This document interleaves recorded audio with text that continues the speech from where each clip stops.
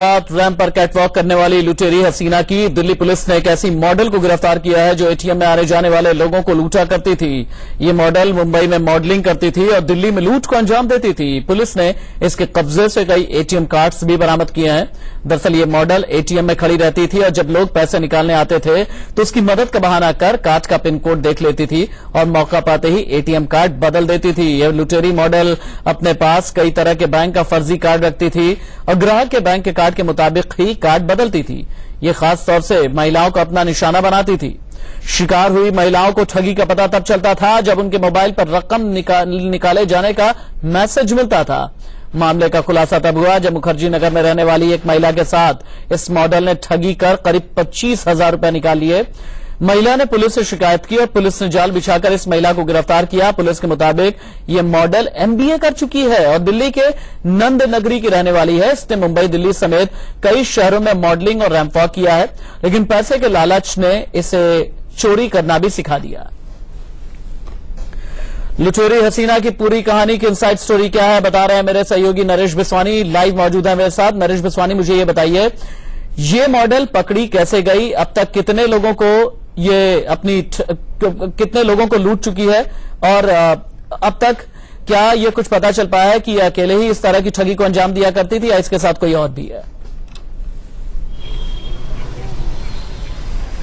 आपको बता दूं राशिद, जब इस मॉडल को गिरफ्तार किया तो पुलिस को पता चला कि ये अब तक कई लोगों को इस तरीके से अपनी ठगी का शिकार बना चुकी है और नंदनगरी में इन दिनों रह रही थी। खासकर ये छोटे मोटे इलाकों को ज्यादा निशाना बनाया करती थी और ये ऐसे लोगों को निशाना बनाती थी जो अक्सर भोले वाले होते थे, जो लोग एटीएम का इस्तेमाल ठीक तरह से करना नहीं जानते थे। और सबसे हैरान करने वाली बात यह है कि प्रोफाइल शूट कराने के लिए इसके पास पैसे नहीं थे और इसी के चलते इसने ठगी का ये रास्ता अपनाया। लगातार ये लोगों को निशाना बनाई जा रही थी और अब तक कई लाख रुपए लोगों से ये ठग चुकी थी। फिलहाल पुलिस ने इसके पास से करीब 44,000 रुपए नकद बरामद किए हैं और कई एटीएम कार्ड्स बरामद किए गए हैं। इसके अलावा इसका एक मॉडस ऑपरेंडी ये भी था कि इसके पास लगभग हर बैंक का एटीएम मौजूद था।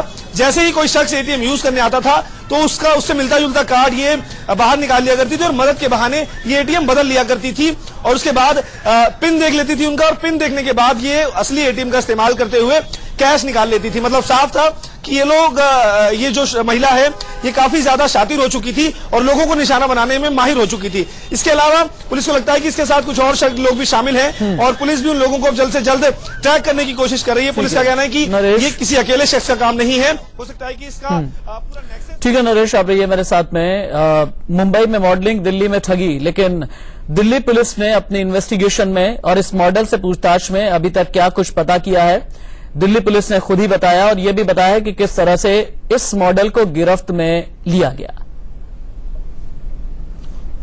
जो है एटीएम कार्ड का स्वैपिंग कर लेती थी, जो ओरिजिनल कार्ड जो विक्टिम का, कंप्लेनेंट का था वो रख लेती थी और अपनी तरफ से एक कार्ड जो पहले से इसके पास मौजूद रहता था, एटीएम कार्ड, वो इसको ये दे देती थी और बाद में उस अकाउंट से जो पिन नंबर उसने देख लिया था पहले ही, उसके पैसे ये विड्रॉ कर लेती थी।